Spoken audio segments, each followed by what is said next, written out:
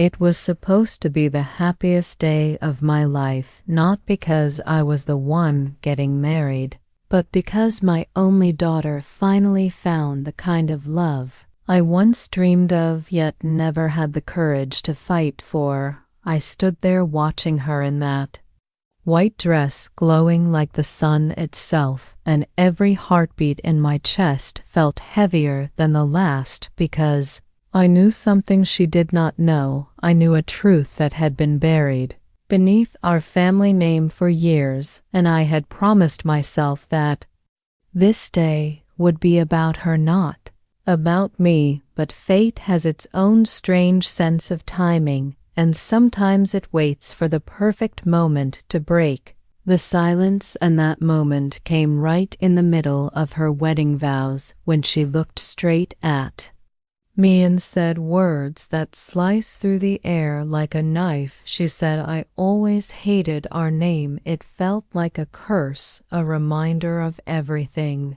we were never meant to be. The hall went still. I could feel every pair of eyes turn to me, and I wanted to disappear. I wanted to hold her and tell her that she had no idea what she was saying, but my throat locked, my heart froze, and memories from decades ago began to rise like waves. I remembered the day I became Mrs. Khan, not because of love, but because of fear of being alone, fear of losing what little respect society offered a woman who dared to choose her own path.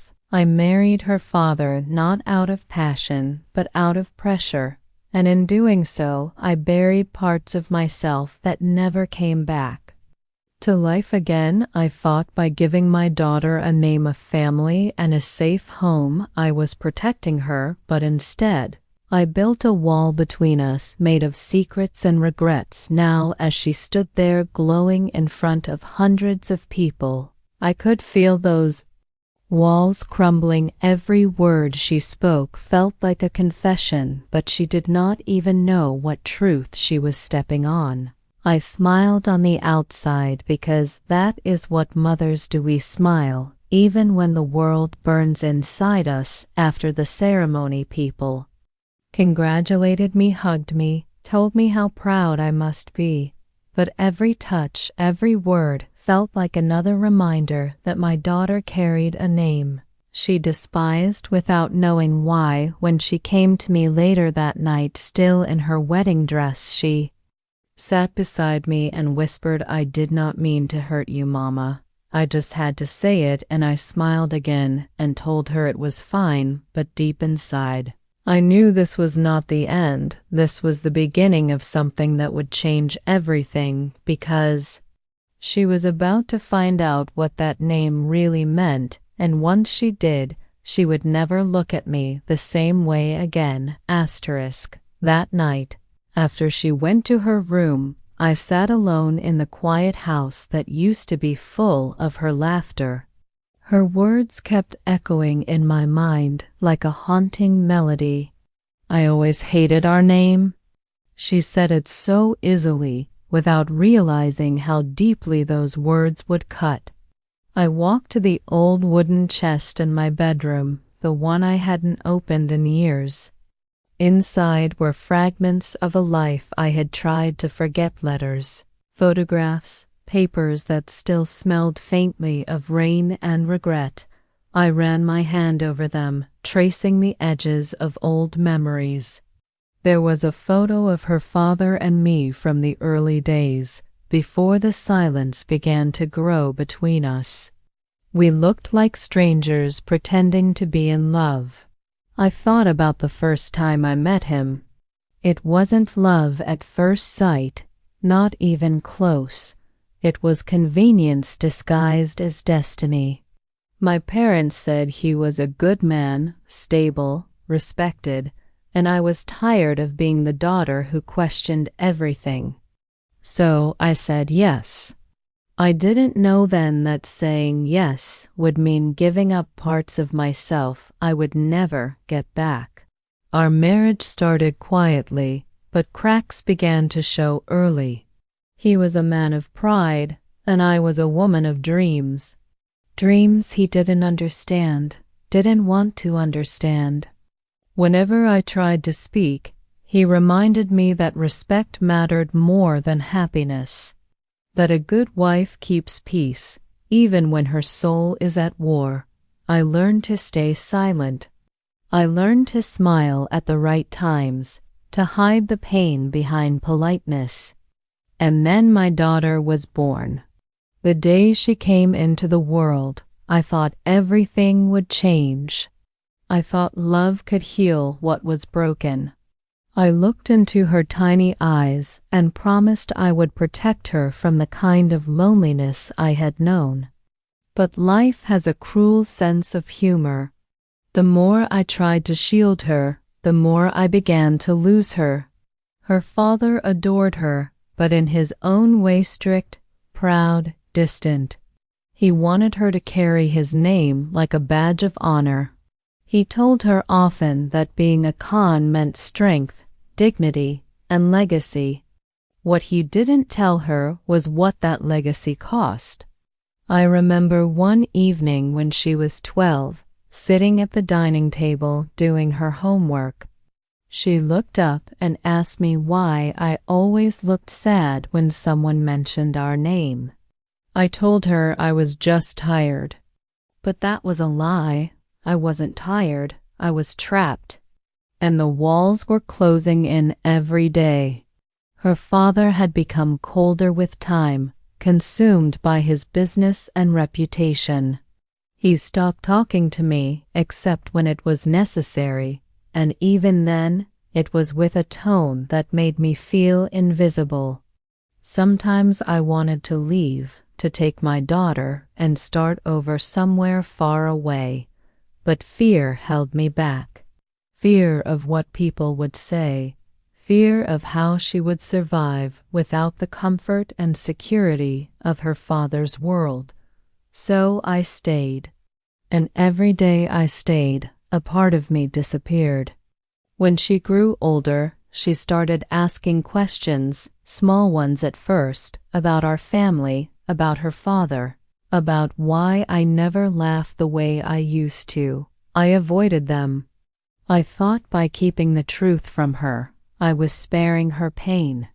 But I was wrong. The truth doesn't die just because you hide it. It waits quietly until it finds its moment to rise. And that moment came on her wedding day. As I sat with the old letters, I found one I had written years ago but never sent. It was addressed to her. In it, I had poured out everything, the truth about her father, about our marriage, about why I stayed even when love had left. My hands trembled as I held that letter. I wondered if now was the time to give it to her, but I hesitated. Would she understand? Or would she see me as weak, as the woman who stayed silent when she should have fought back? Outside, the night was quiet. The city lights flickered through the window, and I realized something painful. The past was not done with me.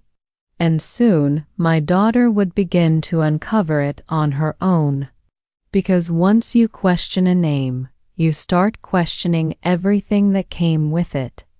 The next morning felt unusually still.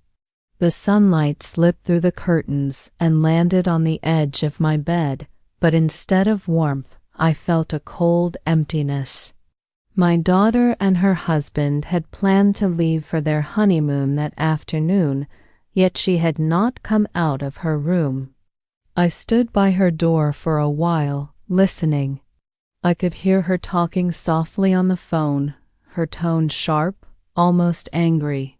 When she stepped out, she looked startled to see me there. Her smile was forced, her eyes swollen as if she had been crying. I asked if everything was all right, and she said she was fine, but I could tell she was not. She hugged me, a little too tightly, then left the house in silence. After she was gone, something inside me felt uneasy. Mothers can sense when a storm is coming, even when the sky looks clear. That evening, I received a call from an unknown number. When I answered, a woman's voice said my daughter had come to see her, asking about my past. I froze. The voice on the other end belonged to someone I hadn't heard in over 20 years. It was Farah, my old friend from university, the one who had introduced me to my husband, the one who knew everything. She told me that my daughter had found her on social media, that she had asked questions about how her father and I had met. My heart began to race. I tried to sound calm, but my voice shook. I asked what Farah had said, and she hesitated before replying. She said she told her only what she remembered, that I had been in love with someone else before I met her father. My chest tightened as I gripped the phone. That was the truth I had buried, the truth that had haunted me every day since. Long before I became Mrs. Khan, I had loved another man. His name was Imran. He was kind, gentle, the kind of man who looked at me like I was the only person in the world. We were supposed to get married, but fate had other plans. My parents didn't approve. They said his family didn't have enough money, that he would never be able to give me the life I deserved. They pressured me, manipulated me, told me it was for my own good. In the end, I gave in. I still remember the day I ended things with him. He didn't shout, didn't beg. He just looked at me and said, "One day, you'll realize that love is the only name worth carrying." Those words stayed with me all these years, but I locked them away because it was easier to live with silence than regret. I thought I had hidden that part of my life well, but somehow my daughter had found the first crack in the wall. When she returned home 2 days later, she looked different. Quieter, thoughtful, distant. She didn't mention the wedding, didn't talk about her husband, didn't even sit down for dinner. After everyone went to bed, she came to my room. Her eyes were steady, but her voice trembled when she spoke. "Mama, who was Imran?" I felt my entire body go cold. I wanted to deny it, to say she had misunderstood, but I saw the look in her eyes. She already knew. I sat on the edge of the bed and took a deep breath. "He was someone I once knew," I said softly. She didn't move. "Someone you loved?" she said, not as a question, but as a statement. I nodded. There was no point in lying anymore. She sat beside me, her voice breaking. "All my life you told me our family name was something to be proud of, but it feels like everything was built on a lie." I tried to explain, but the words tangled in my throat. I told her I had done what I thought was right, that I had wanted her to have a safe life. She looked at me, tears filling her eyes. "Maybe you were protecting me, Mama, but you also hid me from the truth." That night, after she went to bed, I sat awake until dawn. Her words replayed over and over in my head. The truth was finally out, but it wasn't finished. She had only uncovered the beginning. There was still more about her father, about what really happened to the man I once loved, and about why our name had become a curse that followed us both. The days that followed were heavy with silence. My daughter barely spoke to me, and when she did, her words were careful, measured, as if she was afraid of breaking something fragile between us. I tried to keep things normal. I made her favorite breakfast, asked about her new life, but she answered in short sentences and then drifted away into her thoughts. I knew she was searching for answers, but I didn't know how far she would go to find them. One afternoon, while I was watering the plants on the balcony, her husband came to see me. He looked uncomfortable, his hands fidgeting as he spoke. He said my daughter had been restless, spending hours reading old newspapers and looking through family records. He said she seemed angry, lost, confused. I told him to give her time, that she needed space to understand things that had been hidden for too long. But in my heart, I feared what she might uncover next. Later that evening, I found her in the study, surrounded by papers and photos. She didn't notice me at first. When she looked up, her face was pale, her eyes red. "Did you know what he did, Mama?" she asked. I froze. "Who?" I whispered, even though I already knew the answer. "Father," she said quietly. "Did you know what he did to Imran?" My heart began to pound. She held up a newspaper clipping, yellowed with age, its edges torn. It was an article about a business scandal from over 20 years ago. My husband's name was mentioned, and buried in the middle of the story was another name, Imran's. I took the paper from her trembling hands and read it. My eyes blurred as I saw the words again, words I had tried to forget. Imran had been accused of fraud, of stealing from the company that belonged to my husband's family. He had been arrested, humiliated, and eventually disappeared from the city. I remembered that time vividly, though I had forced myself to bury it. Back then, I believed what I was told, that Imran had betrayed us, that he was not the man I thought he was. My husband had shown me the evidence, the papers, the signatures. He said he was protecting me from a liar. I wanted to believe him, so I did. I convinced myself that love had blinded me, that I had made the right choice by marrying a man of integrity. But now, seeing the truth through my daughter's eyes, I realized the story was never what it seemed. My daughter whispered, I found out that all the charges were dropped a few months later. There was no proof, but by then, his life was already ruined. I sank into the chair, unable to speak. The room felt smaller, the air thicker. She stepped closer, her voice trembling with anger. "Father did this, didn't he? He framed him because he couldn't stand the thought of you loving someone else." I closed my eyes. Tears burned behind them, but I couldn't deny it. Deep down, I had always known. My husband had power, connections, and a heart hardened by pride. He could destroy anyone who threatened his control. I had ignored the signs because I was too afraid to face the truth. I had convinced myself that silence was survival. My daughter looked at me with a mix of pity and disappointment. "You knew," she said softly. "Maybe not everything, but you knew something was wrong, and you said nothing." Her words cut deeper than any wound I'd ever felt. I was scared, I whispered. I didn't know how to fight him. "I thought I was protecting you." She shook her head. "You were protecting him, Mama. You protected the man who destroyed someone innocent." She left the room, and the sound of the door closing echoed through the house like thunder.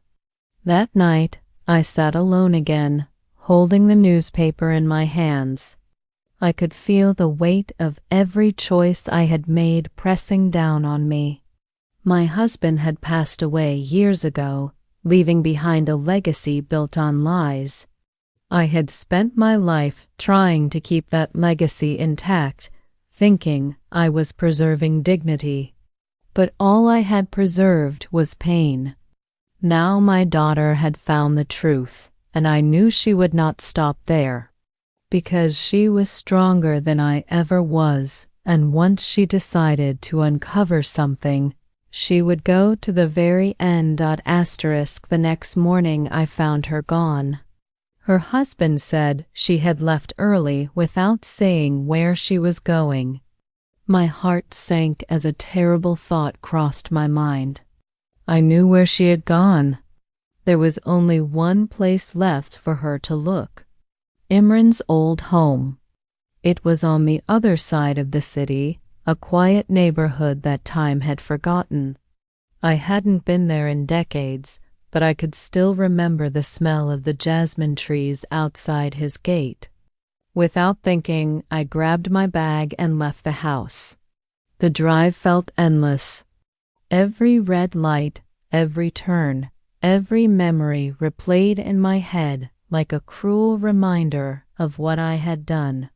When I arrived, the small house looked older, the paint faded, the windows cracked, but it was still standing.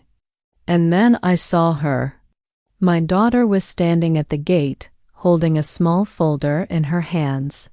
Her face was pale, but her eyes were steady. When she saw me, she didn't look surprised. It was as if she knew I would come. She turned and looked toward the porch where an old man sat in a wheelchair, his face lined with years of pain and silence. My breath caught. It was him, Imran, alive. I felt the ground shift beneath me. I walked closer, every step heavier than the last. His eyes met mine, and for a moment time stopped. The same calm, gentle eyes I had once fallen in love with, now filled with the quiet weight of all that had been lost. My daughter looked between us, her voice barely a whisper.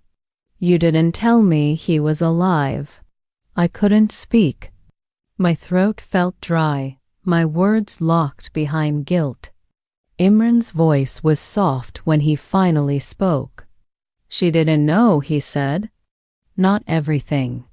I turned to him, tears already forming. "I thought you were gone," I said quietly. He nodded. I was gone in every way that mattered. But life has a strange way of keeping us alive just long enough to face the truth. He looked at my daughter. "Your mother tried to reach me once, many years ago, but I couldn't forgive her then." My daughter frowned. "You tried to reach him?" she asked me. I nodded slowly. "After your father's death. I found documents that proved Imran's innocence. I wanted to tell him, to apologize, but when I went to find him, he had already disappeared. I thought he had moved on." Imran looked at me for a long moment. "I tried," he said quietly, "but the world had already branded me a thief. People I trusted turned away. I lost everything. I thought the name Ken had destroyed me." My daughter clenched her fists. "It destroyed all of us," she said. "A name that was supposed to stand for honor became a shadow over our lives." The wind blew softly through the jasmine trees, carrying the scent of something familiar and painful. I turned to my daughter and reached for her hand. "Now you understand why I never spoke of the past," I said. "It wasn't just shame. It was grief. I wanted to protect you from this pain." She looked at me with tears in her eyes. "But pain doesn't disappear, Mama. It just waits for the truth to bring it back." Imran watched us quietly, his gaze heavy with compassion. "She's right," he said. "The past doesn't vanish, but it can end differently if we let it." He opened the folder in her hands. Inside were papers proof of the false accusations, signed statements, letters of apology that had never been delivered. My daughter had found everything. She had done what I was too afraid to do. She had brought light into a darkness I had accepted as permanent. I fell to my knees beside Imran's chair. "I'm sorry," I whispered, "for everything. For not fighting harder. For choosing silence when you needed me to speak." He reached out, his hand trembling, and touched mine. "You did what you thought was right. Sometimes survival looks like betrayal. I understand that now." My daughter knelt beside us, her voice shaking. "Maybe this is what our name needed," she said softly. "Not pride. Not silence. Just the truth." For the first time in years, I felt something lift inside me. The weight of generations of guilt, of hidden sorrow. It didn't vanish completely, but it grew lighter. Imran smiled faintly. "It's time to forgive the past," he said. "Let it rest." The three of us sat there in silence, the sun setting behind the old house, painting the sky with colors of peace and pain. I realized that my daughter's confession at her wedding hadn't been a curse. It had been a key. The key that unlocked everything we had buried beneath our name.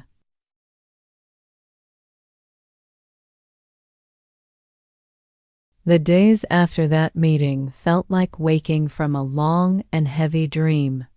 The air seemed lighter, the silence softer, yet the memories refused to fade.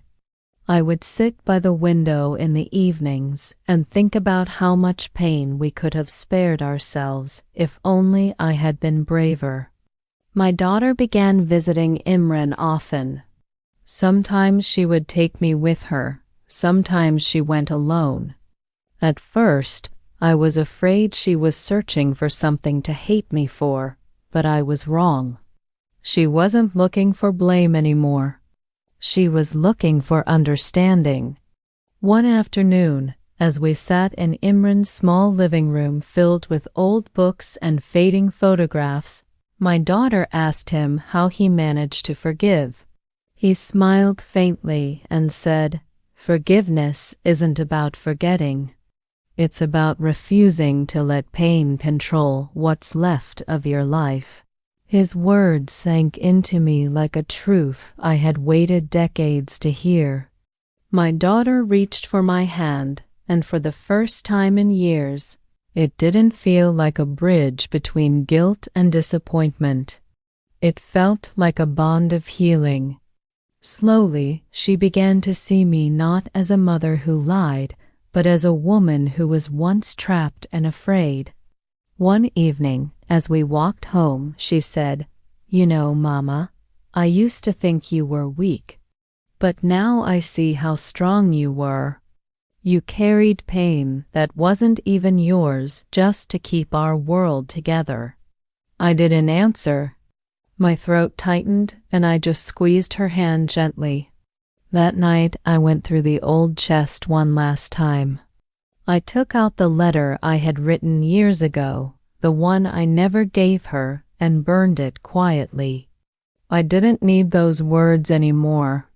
She had already heard them through my silence, through my tears, through the truth that finally came out. Months passed, and the house began to feel alive again. The sound of laughter returned, and so did peace. My daughter and her husband moved into a new home, one they chose together, not for reputation or status, but for love. Sometimes when I visit, I notice that she no longer flinches when someone says her last name. She wears it differently now, not as a burden, but as a story she owns. A story of strength, truth, and redemption. One afternoon, she called me to the garden behind their house. There was a small plaque on the wall engraved with the words, "Our name is not our shame. It's our beginning." I felt tears fill my eyes as she smiled at me. "I wanted to change our name once," she said softly. "But now I think it's not the name that matters. It's what we make it mean." I nodded, unable to speak. In that moment, I realized she had not only forgiven me, but had transformed everything I had once seen as failure into something stronger. She had broken the cycle of silence. She had given our name a new meaning. And maybe that was her revenge against the past kindness, truth, and courage where I once had fear. That night, when I returned home, I stood before the mirror and whispered to my reflection, "You did not lose. You survived." I smiled, not the smile I had worn for years to hide pain, but a real one, soft and peaceful. As I turned off the light, I felt a calm I hadn't known in a long time. The truth had cost us everything once, but in the end, it had given us more than silence ever could. Sometimes it takes one confession, one moment of courage, to rewrite an entire lifetime. And as I drifted to sleep, I knew that for the first time in decades, the name Khan no longer felt like a curse. It felt like freedom. Time has a strange way of softening even the sharpest wounds. Months turned into a year, and the heaviness that once filled our home slowly faded into a gentle calm. My daughter and I began to laugh again, to share stories, to rebuild the kind of bond that had been buried under years of silence. Sometimes she would tease me for the way I still fussed over her like she was a little girl. And sometimes, when she caught me lost in thought, she would hug me and say, "It's over, Mama. We made it through." Those words always brought tears to my eyes because I knew how true they were. The past didn't vanish, but it no longer ruled us. I visited Imran a few times after that day. His health was fragile, but his spirit remained gentle and kind. We talked not about the pain of what had happened, but about the lives we had lived since. He told me he never married, that after everything, he couldn't open his heart again. But there was no bitterness in his voice, only peace. One afternoon, as I was about to leave, he looked at me and said something I will never forget. Sometimes the people who hurt us the most are also the ones who teach us what real strength looks like. I understood what he meant.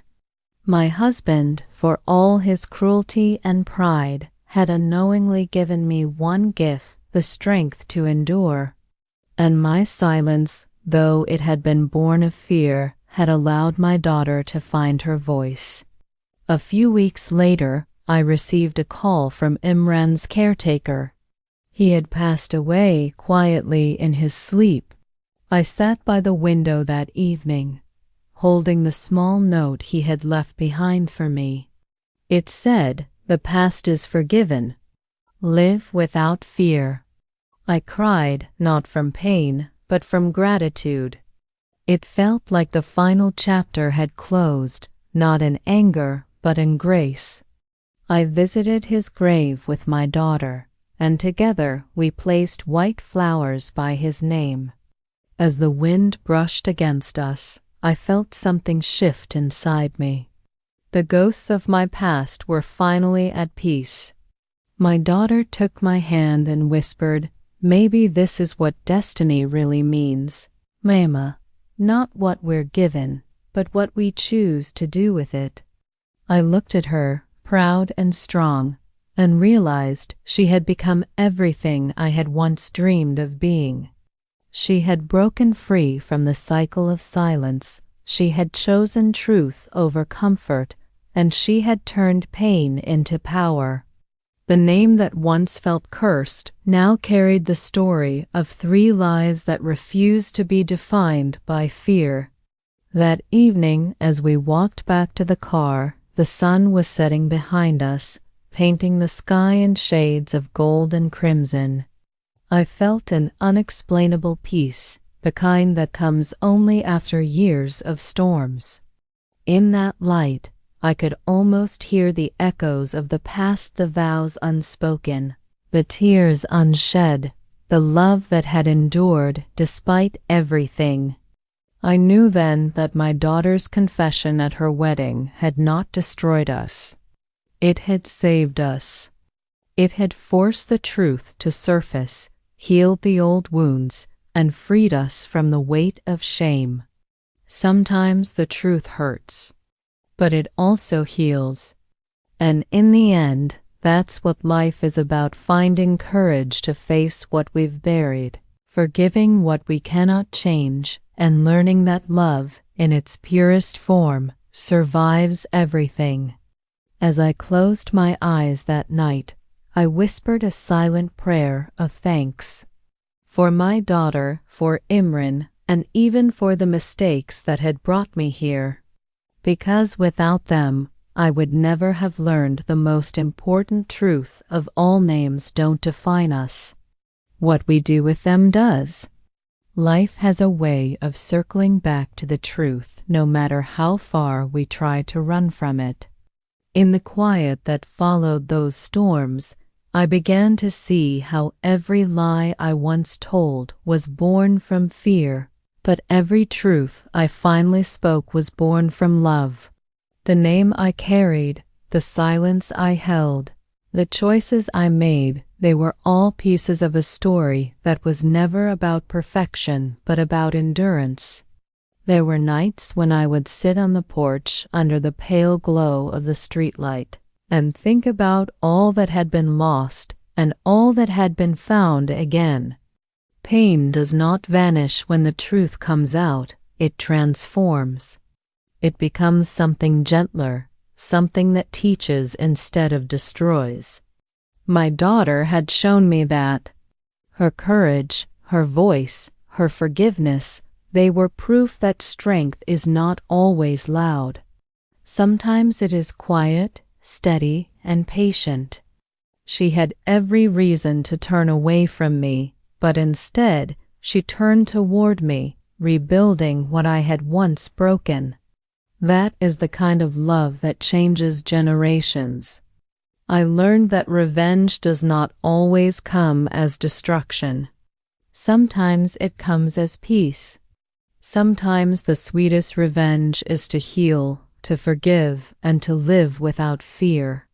When I see her now, walking confidently into her new life, her laughter filling every room she enters, I feel something inside me settle.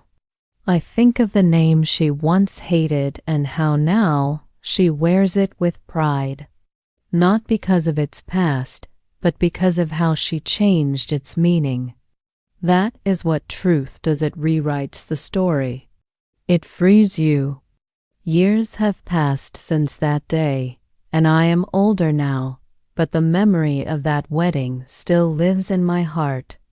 The way her voice trembled as she spoke, the way the hall fell silent, the way my heart shattered and healed all at once, it was the day everything changed. The day the lies died and the truth began to breathe. Sometimes I walk through the garden she built behind her home. The plaque still stands there, gleaming softly under the sun. Our name is not our shame. It's our beginning. Every time I read those words, I feel tears gather in my eyes, not of sorrow, but of pride.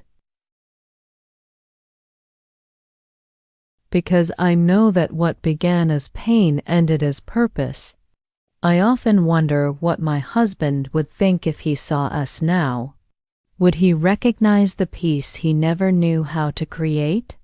Would he see that the silence he once demanded no longer exists? Maybe he would not understand it, but that no longer matters. His control ended the moment truth took its first breath. And as I look at the sky each evening, I whisper to myself, we are free.